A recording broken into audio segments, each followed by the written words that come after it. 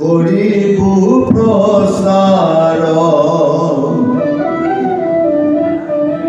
জ্ঞানী সাধু ব্ৰাহ্মণক নমস্কাৰ মূল মধ্য জনক লাগি কৰো হাত জোৰা সামান্য জনক প্ৰতি বোলো প্ৰিয় বাণী নিন্দা নকৰিবা মোক অতি অল্প জানি আকাশত পক্ষী উৰে যত দূৰ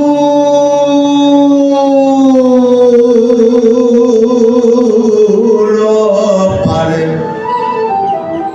মই পদ কৰি বহুমতীয়া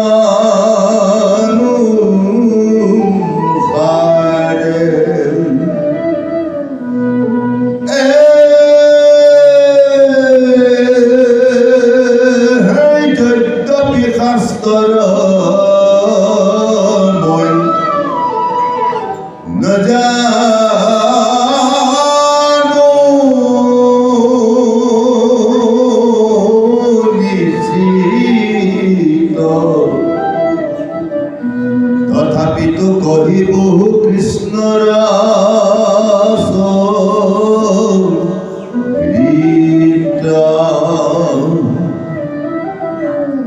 যেন বৰিষয় মেঘে গংগাৰ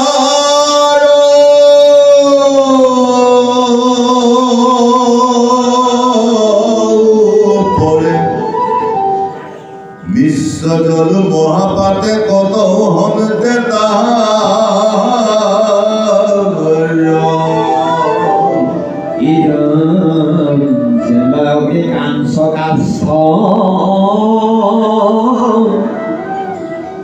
দহি কৰে সাই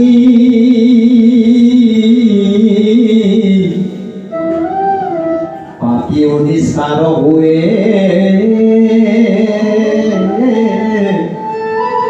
সাধু সঙ্গ পাই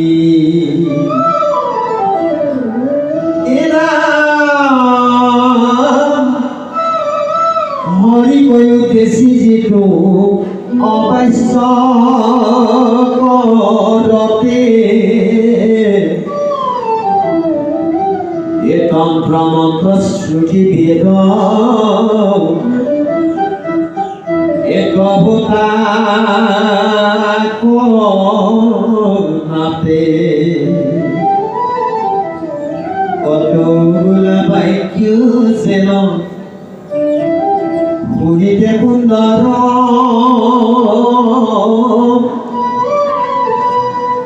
কিন্তু জন্ম কৰ্ম গুণ নাহি ঈশ্বৰ এৰা গদ্য পদ্য পদয়াৰ বৰস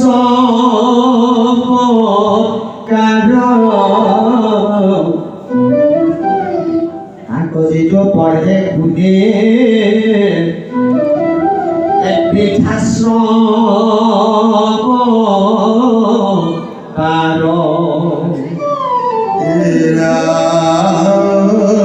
তাক কহি ৰখি জনে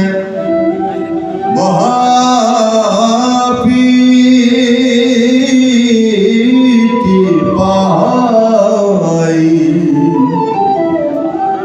যেনে বেঙে আটাকিয়া ফুৰে পানী পাই আৰু বাৰ নমস্কাৰ সদা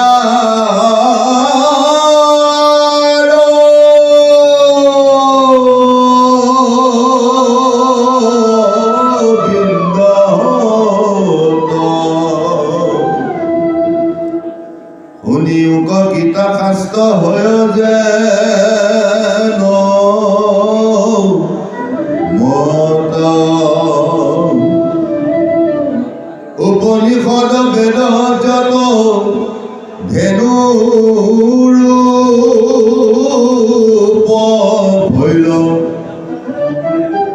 ধনঞ্জয় বৎস জানা দুহক পাল গীতা শাস্ত্ৰ দুগ্ধ ভৈলা অমৃত সমান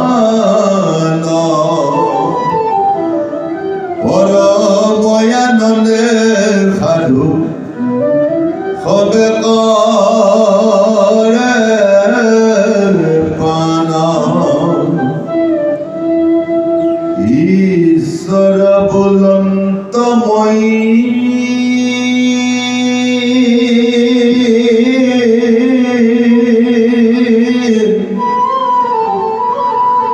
পৃথিবীৰ ভাৰ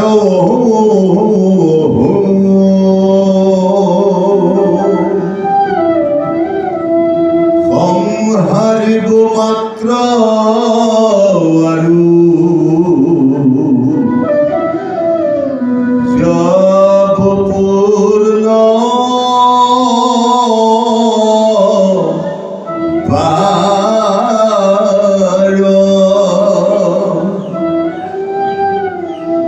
একে যে পাপিষ্ঠ কলি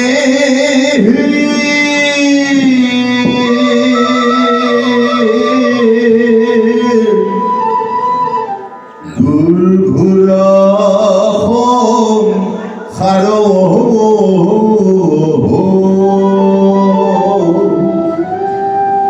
কে নামতে মোৰ ভক্তে পাৰ হুয়ে আয় কৃষ্ণ বাপাই নমস্কাৰ আপোনালোকে মহাভাগৱতত কৃষ্ণ দামোদৰ উপাখ্যান শুনিছে চাউলছে চাইমুঠি দি পঠিয়াইছিলে ব্ৰাহ্মণে উপাখ্যানটো শুনিছে নহয় আখ্যানটো চাউলছে চাইমুঠি দি পঠিয়াইছে ব্ৰাহ্মণজন গৈ পোৱাৰ লগে লগে গৃহস্থী হিচাপে কৃষ্ণই ৰুক্মিণীয়ে কেনে ব্যৱহাৰ কৰিছে সেইদিনা আপোনালোকে পাইছে নিজে ভৰি হাত ধুৱাই দিছে ভগৱানে বিপদাঙ্গ ধুৱাই মেলি খুৱাই বুৱাই তাৰপিছত সুন্দৰকৈ বহুৱাই পোৱালি সমন্বিত এজনী গাই দান দিছে পোৱালি সমন্বিত দেখিছে গাই এজনী দান দিছে কোন মানে ৰহস্য স্থানত কোন ৰহস্য য'ত কৃষ্ণ আৰু ৰুক্মিণীহে থাকিব পাৰে কৃষ্ণ ৰুক্মিণীৰ গোপনীয় কক্ষ তালৈ সোমাই দিবলগীয়া ভকতৰ ওচৰত আনবে নে সেই কক্ষত গৰুজনীয়ে পোৱালিটোৱে সোমাই দিলে নে তালৈ তাত দান দিছো বুলি কৈছে ঠিক আছে বাৰু তাত দিয়া নাই গৰু খুটিলে লৈ গ'লগৈ তাত দিলেগৈ তোমাৰ যিজনে পচন্দ কৰিছে কাম আপুনি কৰি দিবা তে যাওঁতে ঘূৰি যাওঁতে বাটত ভাবি গৈছে কি যে অন্তৰ্যামী ভগৱন্তই জানি পেলাই মোক একো নিদিলে যদি কিবা দিলেহেঁতেন মোৰ মায়াকৰ পৰা মোৰ গাত লগ দিলেহেঁতেন ভালে সদায় ভাল পায় ভালে মই কি উদ্দেশ্যে আহিছিলোঁ অন্তৰ্যামী যদি ভগৱন্তই মোক একোটো নিদিলে কেলে আমি হলে কেলে ভাবিলে তেওঁলোকে কি ভাবিছে ভালেতেই মোক নিদিলে দিয়া হলে মোৰ মায়া লগে এই গাইজনী পোৱালিটো ক'লৈ গ'ল আমি সঁচা সঁচি গাই সঁচা সঁচি পোৱালি বুলি ভাবিছোঁ স্বৰ্গো পৰিষদো গাব যোদ্ধা গোপাল নন্দন পাৰ্থ বৎস শৰীৰ ভোক্তা এই গীতাত লিখিছে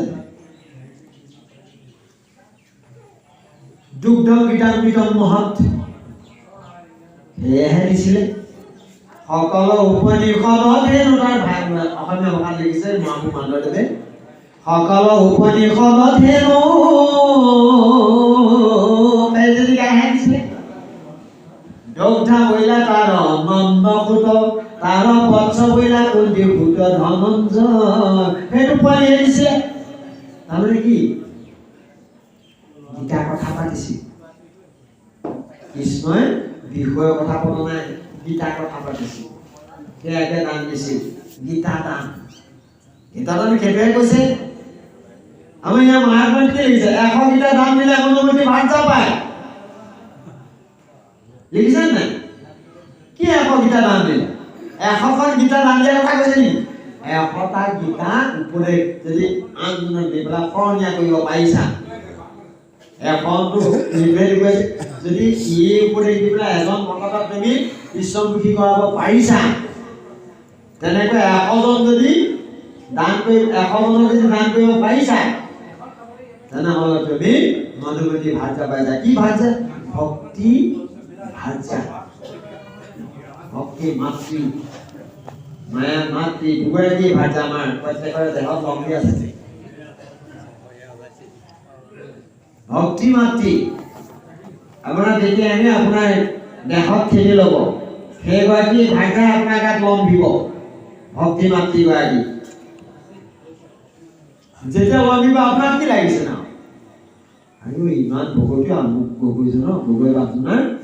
গগৈ বাপজনে ইমান ভকতীয় ঘৰখনলৈ গ'ল গোটেই পৰিয়ালটো কেলে গোটেই পৰিয়ালটো গাত লম্বিলে তেওঁৰ কাৰণে সেইজনৰ কাৰণে গোটেই পৰিয়ালটো গাত লম্বি গ'ল আমি লৈ থকা গৰাকী কি হ'ব না মায়ে আমি আমাৰ লগত থকা গৰাকী কি হ'ব এতিয়া সাক্ষাৎ যিগৰাকী আছে সেইগৰাকী আপুনি ভকতীয়া বনাব পাৰিলে ভক্তি মাতৃ হ'ব বুজিছে নাই সেইকাৰণে তেনেকুৱাকে বনাই ল'ব পাৰিছিল কাৰণে হৰিশ্চন্দ্ৰই নিজৰ ভাৰ্যাক মাতৃ বুলি কৈছে কি বুলি কৈছে তই হেন ভাৰ আইসকলে শুনিব দেই হৰিশ্চন্দ্ৰৰ বাণীটো শুনিব আইসকলে তই হেন ভাৰ্যা পাইল কত পুণ্য ভাগে তোৰ কথা কয়াবি কি কহিবে লাগে এৰা কৰ্মৰ বেলাত যেন মাতৃহে মন্ত্ৰীহে নস্থান ৰংগৰ বেলাত তই সখীৰ সমান ভোজন সময়ে তই মাতৃহে নস্থান শয়ন বেলাত তই দাসীৰ সমান আপোনাৰ ভাৰ্যাগৰাকী কোনোবা এটা সময়ত সখী হয় আপোনাৰ ভাৰ্যাগৰাকী কোনোবা এটা সময়ত মন্ত্ৰী হয়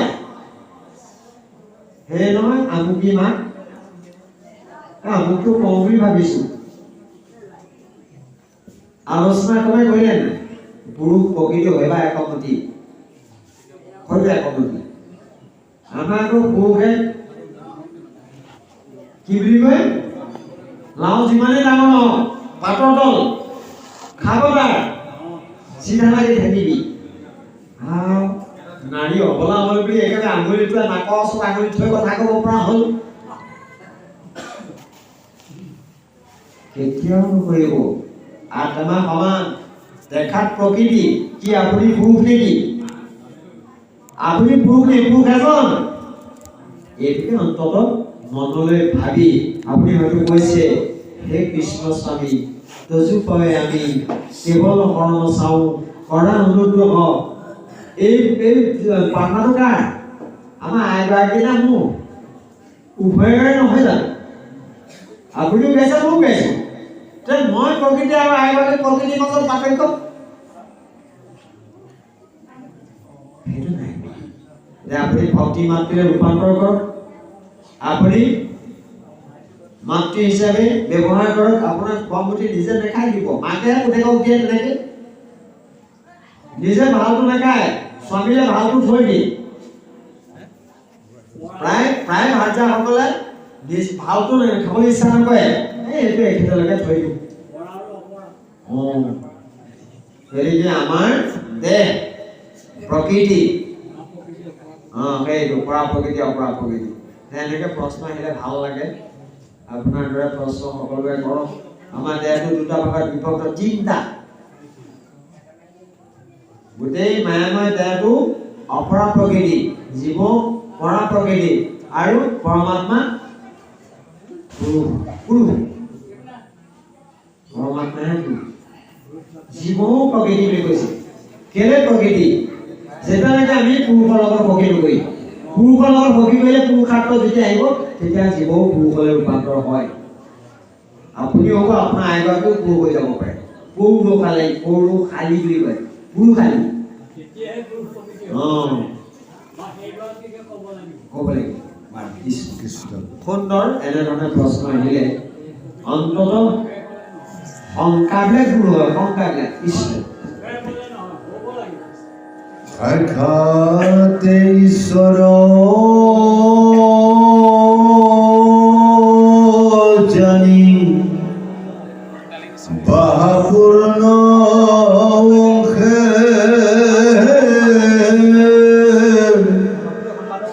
পূৰ্ণ ব্ৰহ্ম কৃষ্ণ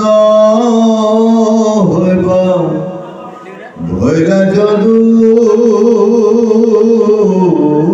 বংশে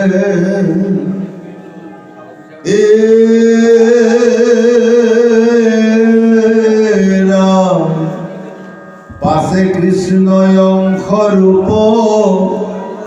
বাক্য কৰি বাজ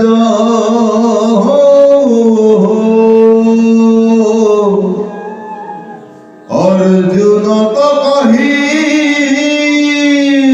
যন্ত্ৰ ৰণ ভূমি মাজ হৰি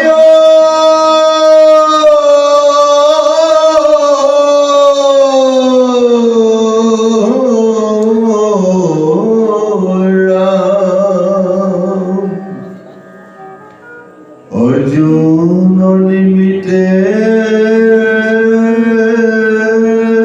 ভৈলা লোক উপকাৰ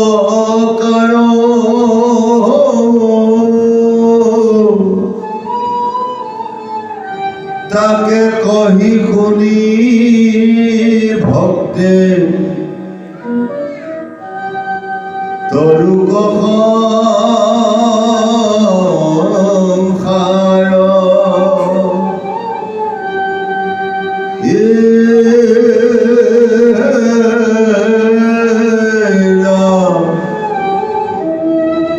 আপোনাৰ মূৰ্তি গীতা অংশে ব্যক্ত কলা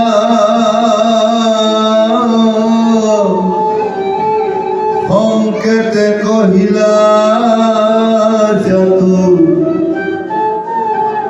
গীতা নাম থৈলা আনশাস্তে তন্তে বেদে নপাৱে নিশ্চিত কৃষ্ণৰ মুখৰ গীতা সাক্ষাতে অমৃত ঈশ্বৰ বেদ বাক্য বুজিতে নপাৰে আশুক যে আনে ব্ৰহ্ম নুবুজে শংকৰে কৃষ্ণ আনো আছে তন্ত্ৰে বেদে নপাৱে নিশ্চিত কৃষ্ণৰ মুখৰ গীতা সাক্ষাতে অমৃত ওলালে হ'ল মই অলপ আছে ঈশ্বৰৰ বেদ বাক্য বুজিতে নপাৰে আশুক যে আনে ব্ৰহ্ম নুবুজে শংকৰে কোন শংকৰ কথা ক'লে শিৱ শংকৰ এইটো শিৱ শংকৰৰ কথা কৈছে আনে কি যিজন ত্ৰিনয়ন বিশেষ জ্ঞান অধিকাৰ কৰি থৈছে ৰূপকথা 3 নম্বৰ নয় তাৰমানে কি বিশেষ জ্ঞান অধিকাৰ কৰি থকা জনো হয়তো গীতা সম্বন্ধীয় জ্ঞান নাথাকিব পাৰে এনেকৈ বুলি কৈছে ঈশ্বৰৰ বেদ বাক্য বুজিব নপৰে বেদ বাক্য ইমান সহজ নহয় পণ্ডিতেও নুবুজে বেদৰ পৰীক্ষাবাদ পণ্ডিতে নুবুজে পণ্ডিতেও বুজি নাপায় প্ৰমাণ বিয়াকে বুজি নাপালে আপুনি মই কোন অৱতাৰী পুৰুষ হয় পণ্ডিতো হয় অৱতাৰী পুৰুষ বিয়াখনলৈ ভৈলা সত্যৱতী ৰসন্তী দেখিলাখন বজা বহিলা অতি আলপমতি কৰিলা আমাকে শাখা চাৰিও বেদৰ চাৰিখনে অনেক শাখা কৰিলে কি 17 পুৰাণ 17 পুৰাণ 14 শাস্ত্ৰ স্মৃতি এইবিলাক শাখা কৰিলে ভাগ কৰিলে তথাপিও বেদ তত্ত্ব ব্যাখ্যা বুজি নাপালে নবুজিলা তুমি বেদৰ তত্ত্ব মৰ্ম কোনে কৈছে নাৰদে কাক ব্যাসক মুখৰ আগত কৈছে কেনে কৈছে ব্যাসক সংস্কাৰ কৰিবৰ কাৰণে আমাকো কাৰোবাক সংস্কাৰ কৰিবলগীয়া হ'লে মুখৰ আগত ক'ব লাগিব তই কোনা হা সেইকাৰণে মূৰ্খ একো নাজানে মূৰ্খাই বলে যদি গোবিন্দ ক'ব যায় মূৰ্খাই জানে যদি গোবিন্দ ক'ব যায় মই বিচাৰতে নাগাব বুজিছেনে ব্যাস হে নিশ্চয় পুৰুষ হয় অৱতাৰী পুৰুষ এজন মহাপণ্ডিত অনেক শাখা কৰা ব্যক্তি এজন 4 বেদত সেইজনৰ কিন্তু তত্ত্ব মৰ্ম বুজি নাপালে বুলি কৈছে আমাৰ শাস্ত্ৰত ইয়াত কৈছে ঈশ্বৰ অবিনে বেদ নজানো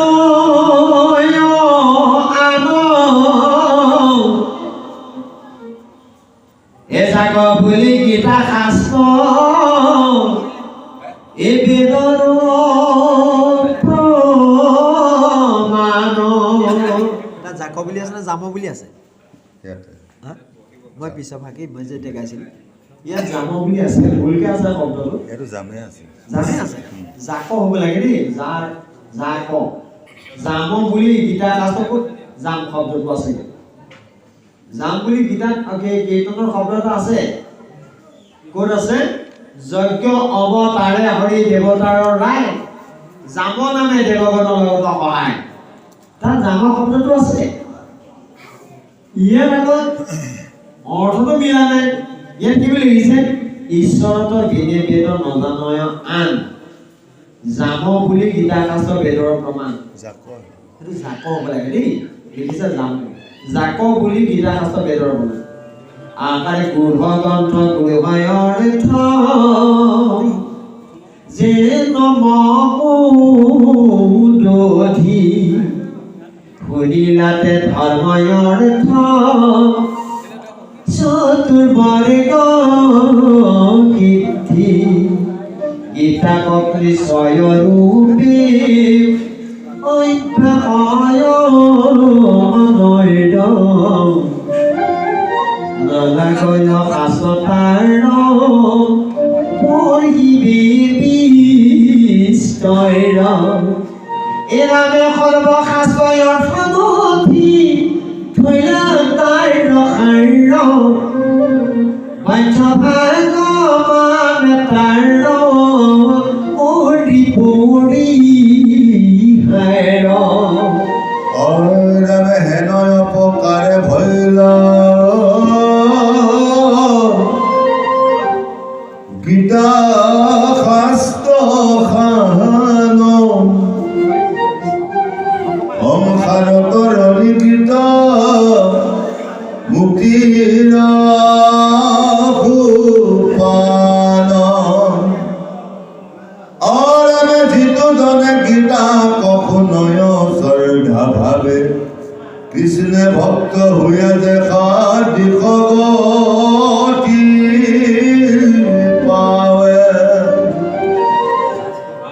এক শ্লোক অৰ্ধ শ্লোক শুন